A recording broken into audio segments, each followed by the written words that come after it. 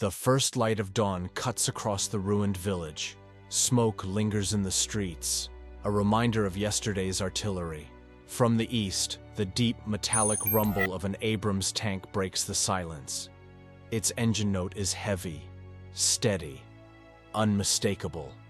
The crew knows their mission: spearhead the assault, clear the village, and crush Russian infantry who have turned homes into strongpoints.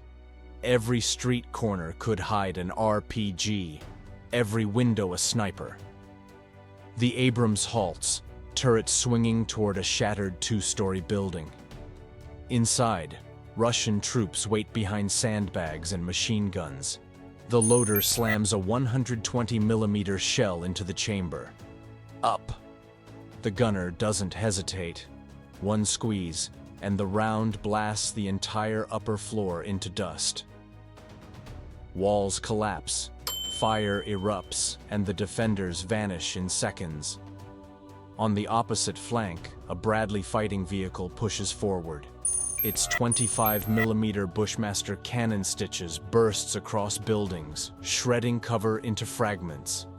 Together, Abrams and Bradley form a deadly pincer. Russian forces, caught in crossfire, scramble for survival. Each movement drawing fire from one side or the other. For them, it's a nightmare. Western armor and coordinated assault, precision and firepower that Russia's command never anticipated. Entire squads break under the pressure, running from house to house, but the steel wall keeps closing in.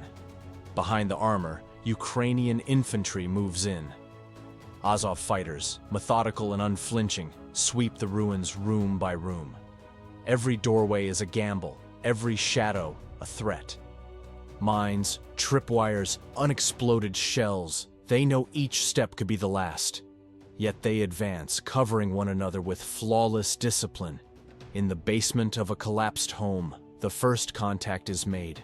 Russian soldiers refuse surrender. The exchange is brutal, short, violent, final. An M67 grenade ends the standoff. War allows no hesitation. Above, the radio crackles. Request: bomber drone support. Within minutes, a modified agricultural drone takes flight, carrying a lethal payload. An anti-tank mine repurposed for precision strike. From 200 meters altitude, the drone releases its cargo. The explosion wipes out a Russian squad before they even know they were targeted. On the ground, Ukrainian infantry pushes forward again, clearing structure after structure. Their pace is deliberate, their coordination exact. Each move is calculated, each action synchronized. This is modern combined arms warfare. Heavy armor, mechanized infantry, and drones working as one. But the Russians are not finished. A new threat approaches. A BMP-3, loaded with special forces, moves toward the village. Its autocannon roars, cutting through walls. Dust clouds rise as it advances, intent on breaking the Ukrainian momentum. Yet the Ukrainians anticipated this. FPV drones are already airborne. One darts low, weaving through power lines and trees, locking onto the BMP. The operator pushes the stick forward. Impact. The explosion tears the vehicle apart, scattering fire and bodies across the road. The ambush is complete. Still, Ukrainian fighters remain cautious. Another vehicle is spotted on approach. Coordinates confirmed. Drones are redirected, hunting like guided hawks. The battlefield grows more chaotic with every minute. Ukrainian drone operators maintain constant watch, eyes locked on FPV feeds that jitter with static. Each camera shows a different angle of the village: rooftops, alleys, the fields beyond. A second armored vehicle creeps into view. Its anti-drone cage glints under the rising sun. An improvised grid meant to deflect kamikaze drones. But physics does not negotiate. The first FPV slams into the engine compartment. Smoke pours out, Yet the machine keeps crawling forward. Ukrainian gunners react instantly. An RPG streaks from cover, slamming into the side plate. The vehicle shudders but refuses to die. Inside, its crew fights to control the damage. Seconds later, a second FPV dives in, detonating against the turret. The blast rips through, and the vehicle finally goes still. Survivors stumble out only to meet machine gun fire. The ambush is final. Russian infantry still entrenched in the village call in artillery. Moments later, the air tears apart with incoming shells. Explosions shred entire blocks. Tragically, one round crashes into a building where Azov fighters had taken cover. The structure collapses. Dust and fire engulf everything. Within seconds, comrades rush forward, desperate to save the trapped soldier beneath rubble. A steel beam is used as a lever. Hands dig through broken concrete. Time is merciless. Each minute under Russian fire is another chance for annihilation. With raw strength and teamwork, they pull their comrade free. His body broken, but alive. He is rushed to a waiting pickup that speeds toward the nearest field hospital. As artillery pounds the village, Ukrainian counter-battery radars track firing positions. Coordinates are fed into 155mm guns kilometers away. Minutes later, counterfire roars in, smashing Russian batteries with pinpoint precision. The duel between artillerymen unfolds unseen, but its effect shapes the battle. Overhead, a Russian reconnaissance drone appears, circling silently above the smoke. It streams real-time footage to Russian command. Ukrainian spotters notice, and within seconds, a Stinger missile arcs upward. A flash of fire marks the drone's end, its wreckage scattering over the fields. But Russian reinforcements keep coming. Infantry squads advance across open ground, attempting to flank the village. Ukrainian FPV drones streak out again, diving low. At 10 meters altitude, they are nearly invisible to radar, hiding in the Earth's curvature. Soldiers fire blindly at the whining motors, tracers cutting the air, but the drones weave through with precision. Explosions follow. First one squad, then another is torn apart. The battlefield rhythm is brutal. Russian forces push. Ukrainians counter with drones and armor. Every move is answered, every tactic dissected in seconds. Technology and training blend into instinct. The village itself becomes unrecognizable. Entire rows of houses collapse under tank shells. Streets are littered with burnt vehicles, twisted steel, shattered glass. Yet the fight continues, house by house, wall by wall. Inside one basement, 3 Russian soldiers refuse surrender. Gunfire erupts in the confined space. Seconds later, silence. And then the dull thump of a grenade. When the smoke clears, the room is secure. War leaves no mercy. On the outskirts, Russian artillery intensifies again, laying down fire in desperate attempt to halt Ukraine's advance.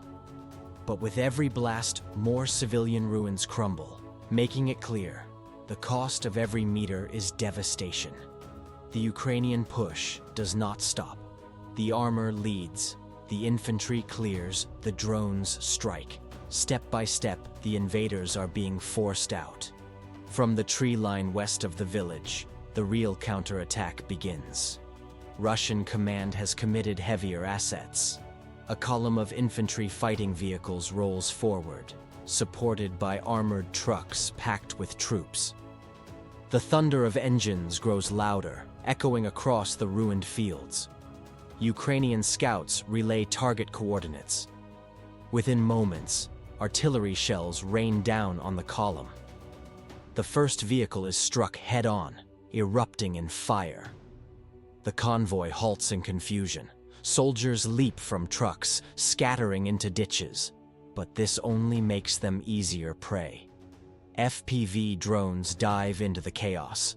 Operators guide them with chilling precision, weaving through smoke and treetops. One drone slams into an APC's open rear hatch, detonating inside the troop compartment. The vehicle becomes a rolling coffin, flames consuming everything within. Another drone slices through the tree line, striking soldiers huddled behind cover. The feed cuts to static at the moment of impact. Still, some Russian armor survives the barrage and pushes toward the village. Their autocannons roar, shredding walls into rubble.